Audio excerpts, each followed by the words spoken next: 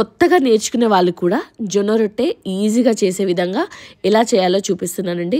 ముందుగా జొన్న పిండిని జల్లెడ పట్టుకొని పక్కన పెట్టేసుకోవాలి. ఇప్పుడు స్టవ్ ఆన్ చేసి కడాయి పెట్టేసుకుని దాంట్లో ఒక గ్లాస్ వాటర్కి కాస్త ఉప్పు అలాగే సేమ్ క్వాంటిటీలో జొన్న పిండిని నీరు మరిగిన తర్వాత వేసి అంతా కలిపేసి ఒక మూత పెట్టి పక్కన పెట్టేసుకోవాలండి ఒక 5 నిమిషాలు.